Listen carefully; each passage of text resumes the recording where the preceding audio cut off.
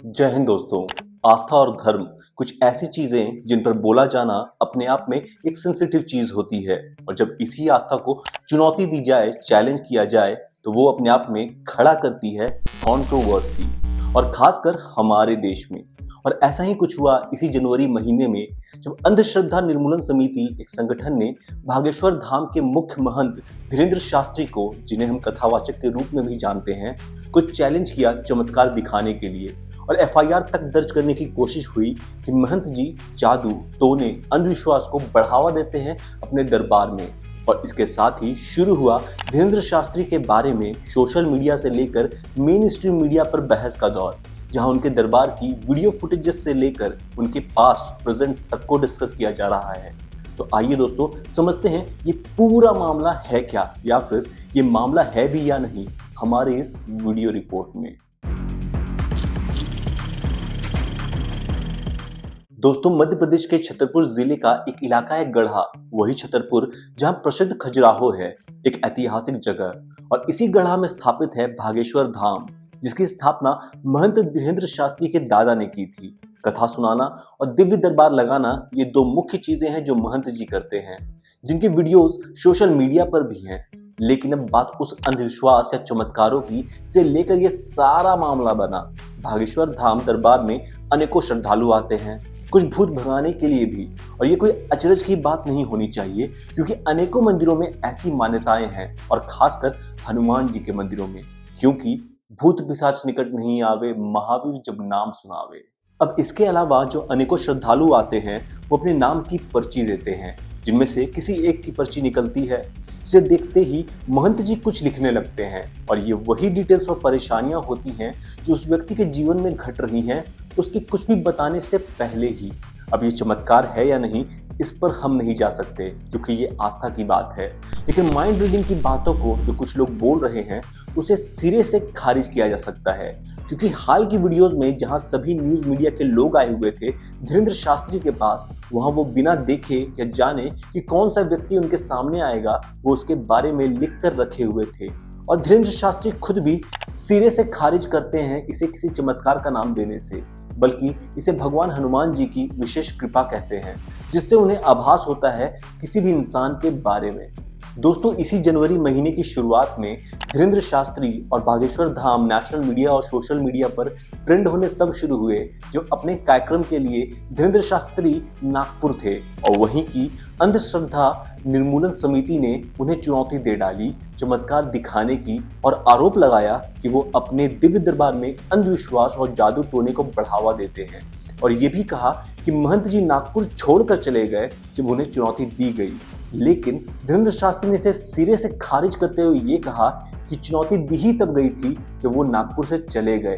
अब क्या सच है क्या झूठ ये हम नहीं जानते, पर समिति के लोगों को अपने रायपुर में चल रहे दिव्य दरबार में उन्होंने आने का आमंत्रण जरूर दिया। 20 और 21 तारीख को आपका सुस्वागतम। अब कुछ लोग जहां विरोध कर रहे हैं महंत जी का, वहीं कुछ लोग इसे आस्था का विषय बता रहे हैं। खैर, जो भी हो, ये तो तय है दोस्तों, जिस तरह बागेश्वर धाम और उसके महंत को हाईलाइट किया गया अंधविश्वास और पाखंड के नाम पर, वो कोई भी अचरज की बात नहीं है। क्यों? इस क्यों की भी जरूरत नहीं है दोस्तों, क्योंकि जैसे ही किसी इंसान के नाम के साथ बाबा, महंत, पुजारी जुड़ जाता है, हम में से बहुतों का दिमाग खुद ब खुद उसे ढोंगी या बनावटी मान लेता है। लेकिन जिस प्लान या सुनियोजित तरीके से धीरेन्द्र शास्त्री और बागेश्वर धाम को हाईलाइट किया जा रहा है वो समझने की बात है, क्योंकि उनसे कहीं ज्यादा चमत्कार या फिर कहीं अंधविश्वास की बातें दूसरे धर्म में कुछ पादरी और मौलवी करते हुए मिल जाएंगे। कहीं टॉय गन से दुखों का इलाज हो रहा है,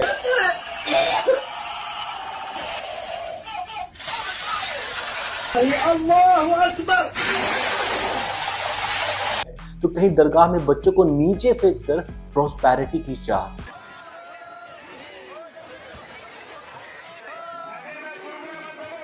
तो कहीं हालेलुया कहकर गूंगेपन और कैंसर का इलाज।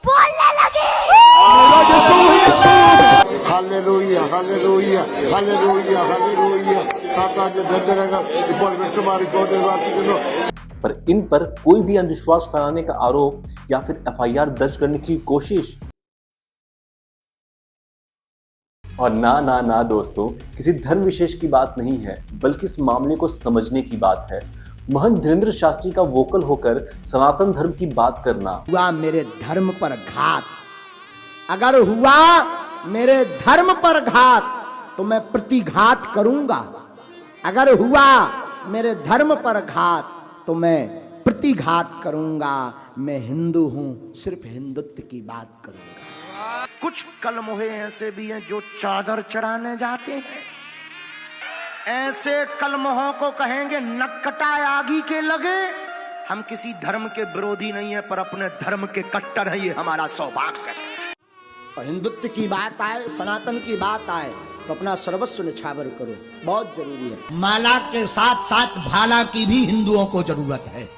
और मिशनरीज द्वारा कन्वर्टेड लोगों की मास रूप से घर वापसी उन्हें अपने आप में एक सॉफ्ट टारगेट बनाती है। और अंधश्रद्धा निर्मूलन समिति जैसे संगठन बने ही इसलिए हैं ताकि वो टारगेटेड रूप से केवल सनातन धर्म और उसके संतों पर उंगली उठा सकें, उसकी हर एक मान्यता और आस्था पर क्वेश्चन लगा सके। हमारी सोसाइटी में रैशनल थिंकिंग को प्रमोट करने से इनका दूर दूर तक का कोई वास्ता नहीं है, वरना जिन उदाहरणों को देखा हमने उनको तो कब का नेशनल न्यूज में आना चाहिए था। लेकिन शायद ही हम इन मौलवियों या पास्टर्स का नाम भी जानते हों, लेकिन महंत धीरेन्द्र शास्त्री और बागेश्वर धाम के बारे में बात सिंपल सी है दोस्तों। हर सनातन साधु और संतों को भोगी बाबाओं की श्रेणी में डालना और हिंदू संतों पर क्वेश्चन करने वालों को प्रोग्रेसिव और रैशनल थिंकिंग वाला बतलाना, लेकिन जब मौलवी या पास्टर्स पर यही क्वेश्चन किया जाए तो ठीक इसके उलट इनटॉलरेंट और कॉम्युनल का टैग दिया जाना अपने आप में सबसे बड़ी हिपोक्रेसी है। दोस्तों, कुछ भी चमत्कार है या नहीं, ये सवाल आस्था का है, लेकिन जिस परिपेक्ष में बागेश्वर धाम और उसके महंत को टारगेटेड रूप से डिफेम करने की कोशिश हुई है, वो मात्र एक सुनियोजित योजना के अलावा कुछ और नहीं हो सकता हमारे लिए। क्योंकि ना सिर्फ महाराष्ट्र पुलिस ने क्लीन चिट दी धीरेन्द्र शास्त्री को, बल्कि जिस तरह उन्होंने मीडिया के लोगों को फेस किया दिव्य दरबार में बुलाकर, या उनका रिसेंट इंटरव्यू एक ऐसे चैनल पर जिसने शुरू से उन्हें एक नेगेटिव लाइट में पोर्ट्रे करने की कोशिश की थी। दोस्तों, हम उम्मीद करते हैं आपको वीडियो काफी अच्छी लगी होगी, इंफॉर्मेटिव लगी होगी, तो चैनल को जरूर सब्सक्राइब करें और अपने थॉट्स बताएं कमेंट बॉक्स में कि आप क्या सोचते हैं इस पूरे मामले के बारे में। मिलते हैं हमारे अगले वीडियो में एक और इंफॉर्मेटिव वीडियो में। तब तक के लिए जय हिंद।